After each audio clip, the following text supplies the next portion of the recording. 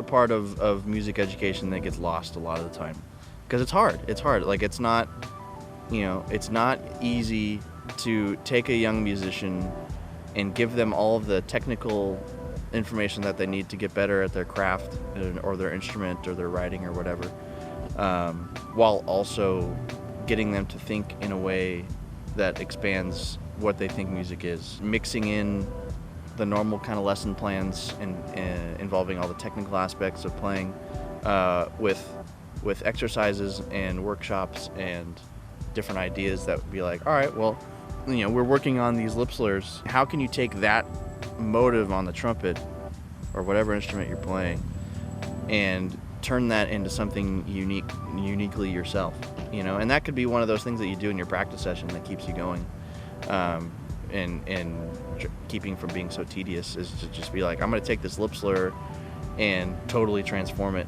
and no matter if it sounds bad, no matter if it sounds amazing, like whatever it might be, you're going to do something with it that's not what's written in the book, and that's going to be your own thing. Yeah, the more we can get ourselves to be okay with sounding bad and trying new things and pushing the envelope a little bit and thinking outside the box, the better creative musicians we're going to be in the long run. Rob Freer at Cal State Long Beach, and he said something along the lines of that he's never going to have his students or any of his brass students go to the practice room and shed or practice. Like, he always wants them to go to their lab and experiment. Figuring out fun exercises that you came up with that are unique to you, that get you excited to take the instrument out of the case. And again, that starts right from the start. Learning how to play songs by ear, learning how to play along with records, or like, to me, that fun, expressive part is the whole point. And so I've seen that approach from a lot of students. Well, it's like, well, just tell me what to do and I'll do it for you. And it's kind of like, well, no, like, what do you want to do?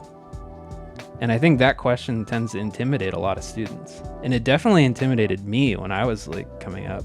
If a teacher would ask me that, I'd be like, I don't know. Like, I don't like have my own opinion about anything. Like, you tell me what I'm supposed to be doing. And, but that at the same time, that wasn't actually true. If you kind of dig in there deep enough, every kid is going to have something that they like. I actually spend a lot of time listening to my own stuff and being like critical about it and being analytical about it. But I try to do that as much as my brain will allow.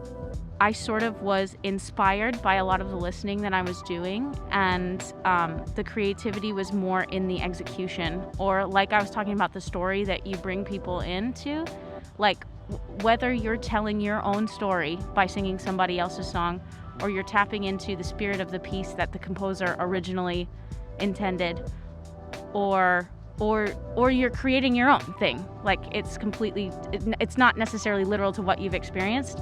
I think that's where it can come through. And so maybe more in like the execution of the piece. Like, I think there's room for creativity there. And even honestly, even in learning, like different learning methods, a teacher might tell you, this is the way that you practice, and you might find something completely different that you've made up on your own. Listen back to recordings of yourself from gigs, from practice. Find the things that you do a lot and decide if you like them. Because if you don't like them, you should drop them from your playing. And usually those are things that you recognize that you want to practice, so I emphasize recording yourself, listening back. Listen back right after. It's the freshest moment you'll remember exactly what you did. I can then develop my sound and things that, that's the thing that Matt does, and he does. And because I've hopefully decided to make it great and sound good, like that's something that's going to be like audible to the public too.